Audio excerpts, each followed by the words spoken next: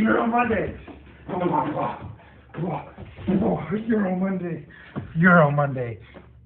You heard the man, it's Euro Monday, and there's clearly some excitement about it. The night before, we are prepping our Taziki sauce. So here we have a Euro cuke, and the most important thing is to get rid of the seeds and the guts, because they have too much water and will ruin our sauce.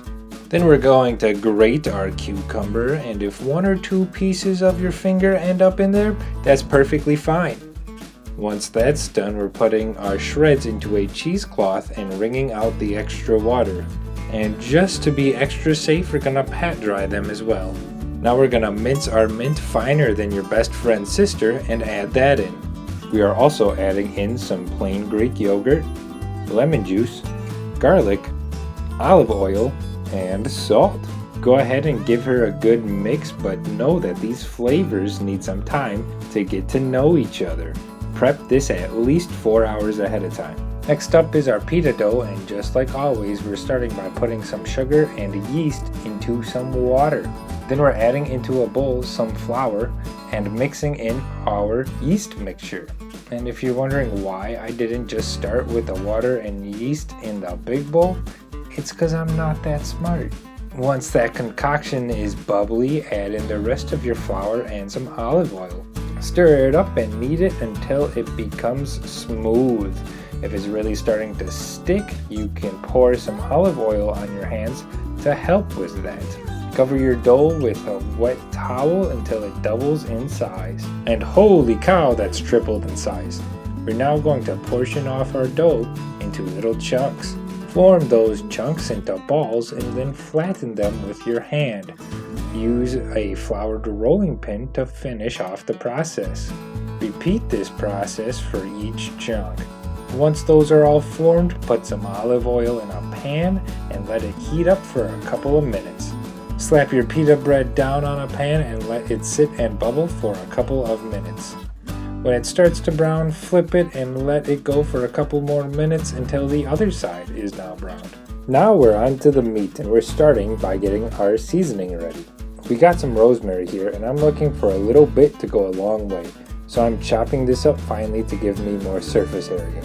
We'll also be seasoning our meat with oregano, black pepper, and salt. For our meat, we are using a 1-to-1 ratio of ground lamb and beef. Pour your seasoning on top as well as a healthy amount of diced white onions. Use your hands to mix all that up, and this is a situation where you actually should overwork the meat. You actually want it to turn out a little bit mushy. So now I'm going to take a blob of this mush meat and pack it on a skewer. In reality, I didn't need the skewer, but it gives it more of a rotisserie feeling, so I went with it. So we got our charcoal rip roaring hot so we can start setting up our grill. So we're going to want some separation from our heat, so we're placing 2 bricks on the grill grate and placing a secondary grate on top. Go ahead and place your meat skewer on. So early on I realized that the heat alone wasn't going to give me my desired result, so I started feeding twigs through the grate to start a fire. Now the logical thing would be to take the whole thing apart and place a small log on the coals. And I highly recommend you do that because this became tedious real fast. Every so often give your skewer a turn to simulate that rotisserie style cooking. Continue to do so, and oh mama, that's hot, so I'd recommend using some tongs. And just by keeping that flame going, look at that excellent char we're getting on our meat kebab.